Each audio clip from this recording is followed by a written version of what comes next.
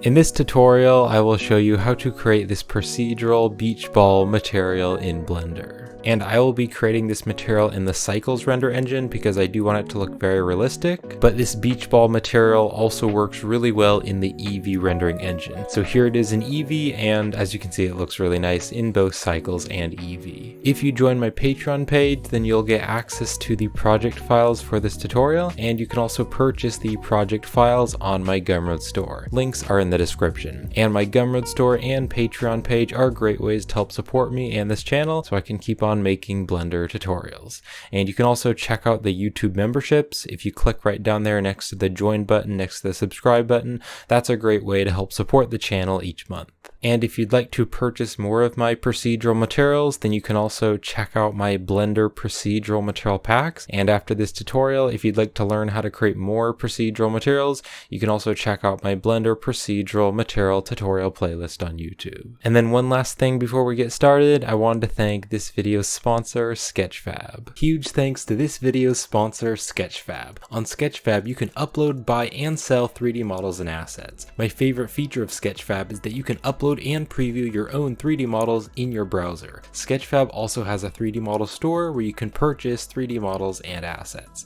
Check out Sketchfab with the link below. So let me just show you what I have set up in the 3D space. So I just pressed Shift A and I went right down here and added an icosphere, and then right behind me, if you open up the add icosphere settings, I just turned up the subdivisions pretty high, and then I shaded the object smooth so we just have a nice smooth icosphere to preview the material on. But you could also just add a normal UV sphere. So here it is on just a regular UV sphere, and you can see that works really well as well. So you can pretty much add this material onto any spherical object. Now I wanted to make the lighting look like the beach ball was at the beach or maybe at a pool. And so what I did is I added these area lights, and these area lights are really strong at a power of 1000, and they're also very big. And then I also just gave them a bright blue color, and I pointed them on the sides of the beach ball, and that way it gives that nice bright blue rim light on the side of the object, and it kind of makes the beach ball look like it's at a pool or the beach. So I added one over on this side,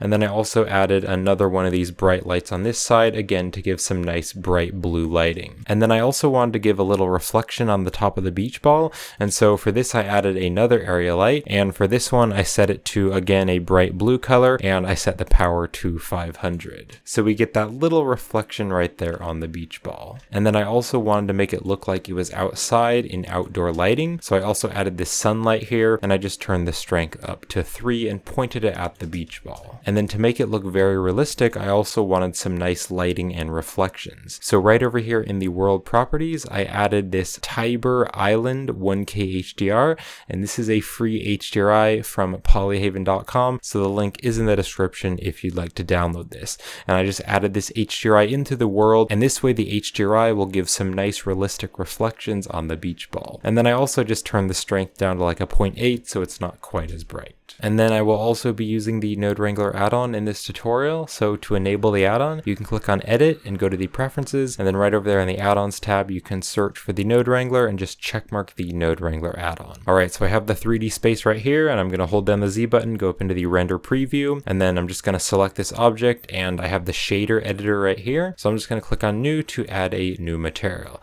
and I can just rename this to Procedural Beach Ball. So to start off, I want to make those little colored stripes going along the beach ball. So I'm going to press Shift A, let's go to the search, and I'm going to search for the gradient texture, and let's drop the gradient texture right here. And then because we turned on the Node Wrangler, I can Control Shift and select the gradient texture to preview it. And then with the gradient texture selected, I'm going to also press Control T, and Control T is going to add the texture coordinate and mapping. And then I want to use the object coordinates, so let's take the object and we're going to put that into the vector of the mapping. And then we are going to be using the mapping node to rotate the colored stripes around. Now the rotation of your gradient might look a bit different, and that's because I rotated the icosphere over just so that it looks better in the final render. If I press Alt-R is going to clear the rotation values, and you can see it just is going sideways. I'm going to press Ctrl-Z though to undo that because I just rotated my object over. Now I want my stripes to be going from the top of the beach ball and then going down to the bottom of the beach ball. So to get this effect, I'm going to click on Linear, and I'm going to change this to a radial, so it's the very bottom bottom one radial. And now you can see what that's doing. So it's starting out black and it's going from the top here, going all the way to the bottom, and it's starting out as black, and then the gradient slowly gets brighter and brighter as it goes around. And again, if the rotation is different, that's because if I press Alt R, that's going to clear the rotation, but I just wanted to rotate my beach ball over so that the top of the beach ball is kind of pointed at the camera. Now this isn't really the look of a beach ball. I want it to be very sharp, so where the stripes are, I want that to be a very bright color, and then the rest of the beach ball is going to be the white color. So what we need to do is press Shift A, let's go to the search, and I'm going to search for a color ramp. We're going to stick the color ramp right here after the gradient texture. So then what I can do is I can click on the linear, and I'm going to change this to constant instead. So now that it's set to constant, I can click on the white tab and I can drag this, and you can see it's going to kind of change how big that pie shape is. So I can bring this closer and closer, and we're just going to make one of those stripes for the beach ball. Now I am going to be using a specific value. So if you click on this position value, if you click on the white one here, click on the position value, I'm going to be using a position value of 0.16. And then this black tab is going to be the color of the stripe. So for this first one, I'm going to make this a bright color, and I'm going to make it a blue color. Of course, you can make whatever colors you want for the beach ball. And if you want to use the same exact color that I'm using on this blue color, you can go over to the hex and you can punch in a hex value of 007CFF. So that is the exact blue color that I'll be using. And then this other white color, I want to click on this and just make sure it is a fully white color. So right now we just have one stripe, but I want to have 3 stripes, and then between the stripes it's just going to be a white color. And so this is where the mapping node comes in. So we can take this rotation Z value and we can rotate this, and then that is going to rotate all the stripes. So we're just going to need to duplicate this and make 2 other stripes. We'll change the colors, and then we can just rotate them around, and then we'll just combine them together. So because this mapping node is really big, I'm going to click on the arrow, and the arrow is just going to make it smaller, and I can also click and drag and make this smaller as well, and I'll just kind of bring that down. All right, so I'm now going to press B for the box select, and I'm going to drag a box around all 3 of these nodes. I'm now going to press Control-Shift-D. So normally Shift-D is going to duplicate the nodes, but I want to press Control-Shift-D. That's going to duplicate the nodes, but keep it plugged up to the object. And then I want to open up this mapping node so we can change it. And then I can also Control Shift and select this color ramp so that I can preview it. All right, so this next one is going to be a red color. Of course, you can change it to whatever color you want, but I'm going to be using a red color. So let's make this a very bright red. And the hex value that I'm going to be using for the red color is FF0A00. All right, so now if I Control Shift and select this color ramp, you can see that one's blue, and then I can Control Shift and select this color ramp, and you can see that that one's red. Now the problem with this is that they are both on top of each other. So I want to take the rotation Z value and I want to rotate this up. So to figure this out, we can do some simple math on a calculator. So I've just pulled up this calculator on my computer, and 360 degrees is all the way around. So I'm going to type in 360. Now on the beach ball, we are going to have 3 different stripes. We're going to have a red one, a blue one, and a yellow one. And then next to each stripe, there's also going to be a white stripe. So I want to take the entire 360 degrees, and I want to divide this by 3. And that is going to equal 120. So right here on this rotation Z value, I can just type in 120, and that is going to rotate it by the exact correct rotation. So now I can Control Shift and select this color ramp. This one's down here, and I can Control Shift select this color ramp, and the red one is up here. And then in between there, we are going to have this white one, because on the color ramp, we brought this white one over. And so basically there's going to be 3 different slices on the beach ball, and each slice is going to have a colored stripe and then a white stripe. So I can just minimize this mapping node just to make it smaller. So I'm going to do the same exact thing. So let's press the B for the box select, just box select these nodes. I can press Control Shift D. Control Shift D will duplicate the nodes, but keep the object plugged up. And then I can Control Shift and select this color ramp. Now let's open up the mapping node, and this one, I want to rotate it over again. And so this one is already rotated over by 120, and so I just want to double that. So what I'm going to do is click on the 120, and I'm going to get rid of the D. The D is for degrees. What I'm going to do is hit the little star, the asterisk, and the asterisk is going to tell Blender that we are timesing this number by another number. So I want to times this number by 2, so I'm going to hit 2 and then enter. So now that is rotated over exactly by the correct degrees. Now right over here, if you click on this red one right here on the color ramp, I want to change this one to a bright yellow color. And for this one, the hex value that I'll be using is a hex value of FFBE00. Alright, so I can Control Shift and select each one, and you can see that they're all placed differently. And I'm also going to minimize the mapping just to make it smaller. So I now want to combine them all together. So I'm going to press B for the box select, just box select these nodes and just kind of bring them over. Press G to grab and kind of bring them over so we have a little bit more space. Alright, so I'm first going to add the blue and the red. So I'm going to select the blue color ramp, hold down the Shift key and select the red color ramp. I can now press Control 0, and Control 0 is going to add this mix RGB. If you have the node wrangler turned on, it's going to add the mix RGB and mix them both up. Now I just want to add the dark values. I don't want to add any of the white values. So on the mix here, I'm going to change this to darken, and then to preview it, I can Control Shift and select the darken. So you can see it's starting to add that red, so we just need to take the factor and we need to turn that all the way to 1, and so it's just going to add the color values. Alright, so now I just need to add the yellow. So let's select the darken, hold down the Shift key, select the color ramp, and then I can press Control 0. Control 0 again is going to add this mix RGB. Let's bring this up, kind of move this over. And then again, I just want to add the dark values. So let's click on mix, and I'm going to change this to darken. And then on the factor, I can turn that all the way to 1. So there we go. We now have some really cool stripes there for the beach ball. And then to organize the nodes very well, I'm going to press B for the box select. I'm just going to drag a box around all of these nodes here in the center. And then I can press Control J. And Control J is going to put all the nodes in a frame. This is totally optional. You don't need to do it if you don't want to, but I want to organize my nodes very well. So I'm going to put them all in a frame, and then I also want to rename the frame. So if I click on the frame, I can now press the N key, and the N key is going to open up the side panel.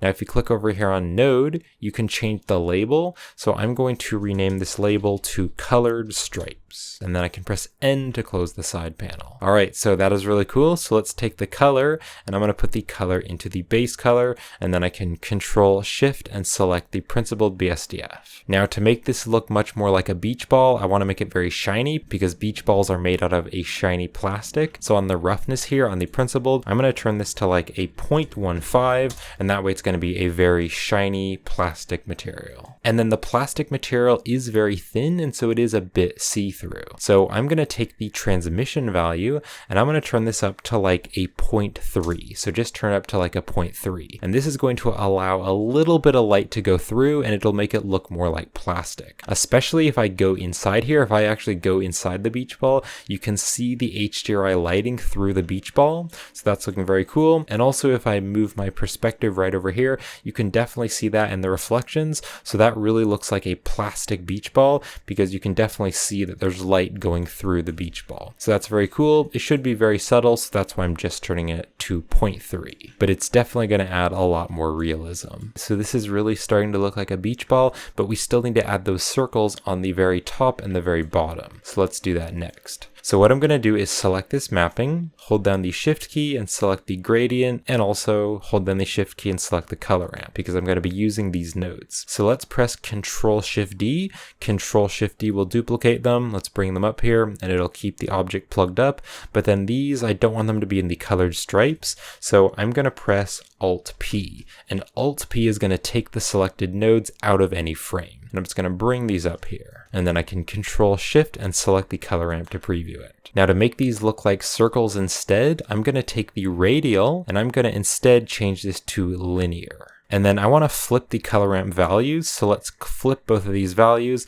and I'm going to bring the white tab all the way over. And then this blue one, I'm going to bring almost all the way over, kind of to about here. And on this blue color, I'm also going to make it fully black. Now if you navigate around, you should be able to find that little circle there, and if you drag this, that's going to change the size of the circle. Now I want to rotate this circle around so that it is at the very top of the beach ball. So let's open up this mapping node, and I'm just going to bring this up. So to rotate this onto the top of the beach ball, I can rotate this Y value. So on the Y value right here on the rotation on the Y, I'm going to type in 90 because I want to rotate it exactly over by 90 degrees. And now it's going to be on the top of the beach ball. And again, I rotate the beach ball over. If I press Alt R, that will clear the rotation, and you can see that at the top of the beach ball. But I just have the beach ball rotated over. So I can now just click on this arrow to close this. So then right back over here on this color ramp, you can drag this black tab, and that is going to change the size of the circle. But I'm going to use a specific position value. So I'm going to be using a position value of 0.963. So you can just type in 0.963. That is the size that I like, or you can just kind of drag this around until it's the size that you like. So that is the first circle, but I also want to have another circle on the very bottom. So we're going to do the same exact thing. So I'm going to press B for the box select, just box select these nodes, and let's press G to grab, and I'm going to bring them up so there's some more space. And then I can press Control Shift D, and let's bring these down. So now I can just use this mapping node to rotate it over to the other side. So I'm going to rotate to the other side here so I can see this, and let's open up this mapping. So instead of it being rotated over by 90 degrees on the rotation Y, I want to rotate it over by negative 90 degrees. So I'm going to type in negative 90 and then hit Enter. And then I need to Control Shift and select the color ramp to preview it. So now you can see that that circle is on the other side. So we have one over here and one over there. So I now just want to combine them together. So let's first minimize this mapping to make it smaller. So I now want to mix these two together. So I'm going to select this color ramp, hold down the Shift key, select the other color ramp, and then I can press Control 0. Control 0 will add this mix, and it's going to plug them both up. Now again, I just want to add the dark values, so let's click on the mix and I can change this to darken, and then if you look over here you can see this one is kind of gray, so I just need to turn the factor all the way up to 1, so it's adding all of the dark values. So now you can see we have those two circles there. And then I'm going to press B for the box select. I'm going to box select all these nodes, and I can press Control J. Control J is going to add a frame, and then I'll bring this down, and I can press the N key to open up the side panel, and on the label here, if you select the frame, I can just rename this to circles, and then I can press the N key to close that. So these are all the circle nodes. So I now want to add these circles into the color. So I can select this darken, hold down the Shift key, select this darken, and then I can press Control 0 again. Control 0 is going to add this mix RGB, and let's take the color and we're going to replace that into the base color, and I can just bring this down. Now because these are just black and white values, I can just use these as the factor. So let's take this darken, the top one here from the circles, and I'm going to put that into the factor. And then this darken from the colored stripes is going to go into color 2. So now color 1 is going to be the color of the circle. So you can of course make this any color you want. I'm going to have this kind of a light blue. And the hex value that I'll be using for this one on color 1 is going to be a hex value of 0397 dB. So you can see it's just kind of a light blue. So I can Control Shift and select the principled BSDF to preview that. And that is really starting to look like a beach ball. Now if you look at the color, especially if you look at the white areas look very perfectly clean and they don't have any imperfections or anything. So to make it just a little bit more realistic, I'm going to be adding a tiny little bit of noise in the color just to make it look like maybe it's a tiny little bit dirty, or it just has a little bit of darker areas here and there. So I'm going to press Shift A. Let's go to the search. And I'm going to search for a noise texture, and let's drop the noise texture right up here above these circles. And then right down here on the texture coordinate, I'm going to pull out a wire from the object. You can just kind of drag over and kind of push your mouse into the corner. That's going to bring it up, and I'm going to stick it into the vector. And then just to organize the nodes very well, I'm going to be adding a reroute in here. So I can hold down the Shift key, and then I can right click and drag. I'm going to drag a line there and then let go. That's going to add a reroute. You could also just press Shift A and search for the reroute, and then you can add a reroute and plug things up to it. So then I can take the reroute and I can just drag this over, and then I can just kind of bring this down. And that way the wires aren't overlapping over anything. So on this noise texture, I just want to make it more detailed. So let's turn the detail all the way up to the max, which is 15. So I now just want to add this into the color as well. So I'm going to select the noise texture, hold down the Shift key, and select the mix.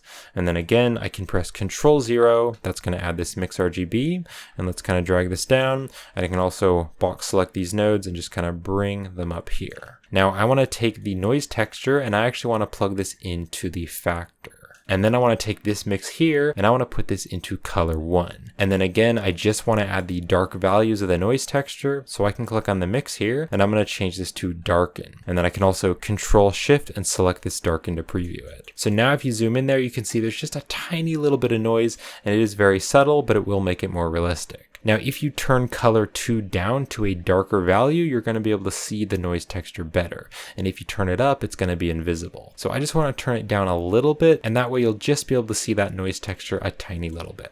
And the hex value that I'll be using for color 2 is going to be dB, dB, dB. So it is very subtle, it is hard to see, but if I Control Shift and select the principled shader, it's just going to add a tiny little bit more realism because the colors aren't perfect.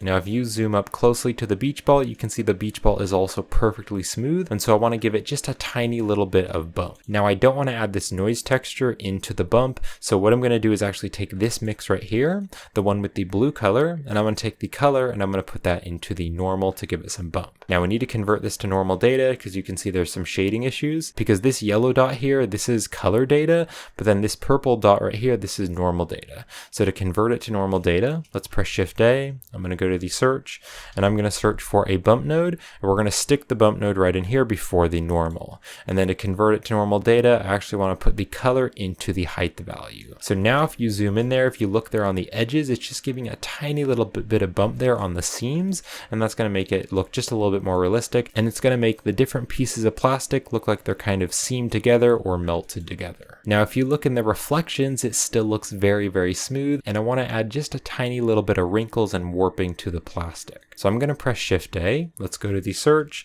and I'm going to search for a noise texture, and let's put the noise texture right down here. And then again, I can take the object and let's drag that and put it into the vector here on this noise texture, and then so that the wire isn't overlapping, I can hold down the Shift key and I can right click and drag, and that's going to add the reroute. And I can bring the reroute over so that it's organized very well. And then I can Control Shift and select this noise texture to preview it.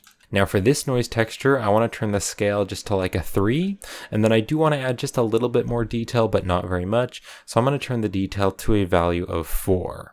And then I do just want to add a little bit of distortion to kind of make it look like it's warped a little bit, and it's going to make it look like there are some wrinkles in the plastic. So let's turn the distortion value to like a 0.5. Alright, so I can now mix this into the bump as well. So let's click on this bump node, and I'm going to press Shift D to duplicate it, and I'm going to stick it right here after the first bump node. And then I can take the factor, and we're going to put the factor into the height value. So this way we can mix multiple bump maps together, because the first one converts this to normal data, and then the normal goes to the normal, and then we can plug the factor into the next height. So I can Control Shift and select this bump, and you can see what it's doing. Now this is going to be way too strong. If I Control Shift and select the principled BSDF, you can see that is way too strong. So let's make this much more subtle. So I'm going to turn the strength value down to a 0.02, just a 0.02, and that way it's very hard to see. But if you zoom in there, especially in the reflections, you can see that little bit of warping, and that makes it look much more realistic and makes it look like the plastic is a little bit worn. Alright, so I can zoom out there and take a look at the final thing. So I'll just give this a final render. So I hope you enjoyed this Blender tutorial, and thank you so much for watching. And again, if you'd like to help support me and this channel, then you can purchase this procedural material on my Gumroad and Patreon. The links are in the description, and you can also check out my Blender procedural material packs to get more of my procedural materials. And if you'd like to learn how to create any of my procedural materials, you can check out my Blender procedural material tutorial playlist on YouTube. The link is in the description. So I hope you found this tutorial helpful, and thank you for watching.